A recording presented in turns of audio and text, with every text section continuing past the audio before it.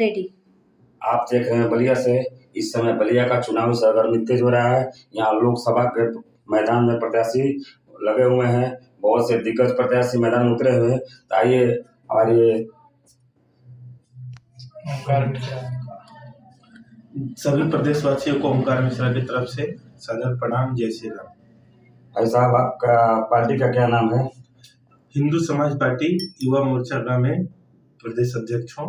आप हिंदू समाज पार्टी के युवा मोर्चा के प्रदेश अध्यक्ष हैं। तो आपकी पार्टी इस क्या चुनाव में प्रत्याशी उतार रही है? मेरी पार्टी चुनाव में लखनऊ से गौरव वर्मा लखनऊ 35 लोकसभा क्षेत्र से लड़ रहे हैं और हर जगह हम लोग बीजेपी का साथ दे रहे हैं। बलिया से प्रत्याशी आपके कौन है? बलिया से हमारे कोई प्रत्याशी नहीं है। हम लोग नीरज शेखर जी के समर्थन में हैं और मोदी जी के सरकार हम लोग बनाना चाहते हैं। आपकी पार्टी बलिया में प्रत्याशी नहीं उतार रही है। इस बार नीरज शेखर जी सांसद जो चुनाव लड़ रहे हैं उनका समर्थन कर रही है और वो बीजेपी के प्रत्याशी है। मतलब आपकी पार्टी बीजेपी का समर्थन कर रही है। तो इस बार आप किस तरीके का विकास चाहेंगे? मान बीजेपी का शुरू से हम लोग बीजेपी के ही साथी हैं। मोदी जी के हम लोग 2014 के पहले से भी भगवा झंडा लेके हम लोग गाँव गाँव घूमे। जय श्री राम के नारों को हम लोगों ने बुलंद किया। तो हम लोग शुरू से देखिए हिंदुओं का हम लोग साथ दिए हैं। अब हम लोग मेरे काफी मित्र काफी जगह से मेरे ऊपर दबाव भी आया कि आप लोग सनातन बाबा का सपोर्ट करिए। यह आखिरी चुनाव है उनका। सनातन बाबा ब्राह्मण है। आप लोग काफी ब्राह्मण संगठनों से भी मेरे पास आया हम लोग के पास। लेकिन सनातन बाबा का सपा के प्रत्याशी सनातन बाबा उनका रिश्तेदार तौर पे मेरे ऊपर दबाव आ रहे हैं कि सपोर्ट करिए। लेकिन उस आदमी का मैं कैसे सपोर्ट कर दूं जो एक मुसलमान के मरने पे, एक अपराधी के मरने पे उसका कंधा देने के लिए अभी गाजीपुर गए थे। तो इस बार आप पार्टी का समर्थन करेंगे या अपने करीबी के? पार्टी का समर्थन हम लोग करेंगे। देखिए करीबी और विचारधारा नहीं, जो पार्टी है उस व्यक्ति को हम लोग हिंदुओं के साथ है ना। अभी सनातन पांडे जी मुख्तार अंसारी मरा था तो उसका कंधा देने के लिए ये बलिया से कई लोगों को लेके गए थे और इनका ऐसा कई सा काम है जो ये मुसलमानों के सपोर्ट में रहते हैं।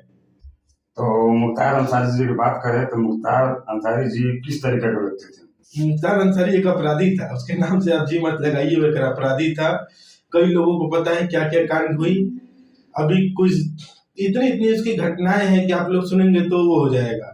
कुछ दिन पहले किसी को याद होगा शायद कि एक ब्राह्मण का लखनऊ मतलब सिर काट के उसको डीप फ्रीजर में लखनऊ भेजा गया था। वो यही मुख्तार अंसारी है जो कई लोगों को गोलियां से छन्नी कर देता था। तो पिछले 2 कार्यकाल में हमारे देश के प्रधानमंत्री माननीय मोदी जी हैं और प्रदेश के मुख्यमंत्री योगी जी हैं। तो आपने उनका भी विकास देखा है। तो जो 10 सालों में विकास हुआ है उसके इस साल में मतलब कि विकास का स्तर क्या रहेगा? अब देखिए उम्मीद तो हम लोग की काफी है। अब बाकी हम लोग बीजेपी की कई नीतियों का विरोध करते हैं समय समय पे, लेकिन एक अलग दृष्टिकोण से देखें तो हम लोग बीजेपी के साथी हैं। बीजेपी का एक हिस्सा हम लोग हैं। आरएसएस का ये प्रवीण तोगड़िया हमारे नेता हैं। कमलेश तिवारी जी हिंदू करके उनका गला कट गया। हिंदू आपको ऐसा लग रहा है कि जैसे पिछले 10 सालों में आपने कहा कि विकास हुआ है तो उससे विकास अधिक होगा? विकास अधिक होगा, यही उम्मीद है कि मोदी जी पुनः प्रधानमंत्री बनेंगे तो जो 5 किलो राशन मिल रहा है, जो गरीब जनताओं को मैं जो जमीन पे देख रहा हूँ, ये निरंतर 5 सालों के लिए और बढ़ जाएगा। ये जो राशन मिल रहा है इसके विरोध तो कई लोग विरोध कर रहे हैं कि मोदी जी ने फ्री में राशन बनाकर लोगों को अपंग बना दिया, लोगों को अपाहिज बना दिया। इस पर आप क्या कहना चाहिए? नहीं, आप जाइए देखिए जमीनी हकीकत जो भी नेता लोग कह रहे हैं उनको कहिए कि कड़ी धूप बाहर निकली है। आप जाके आप गाँव में मुआयना कीजिए।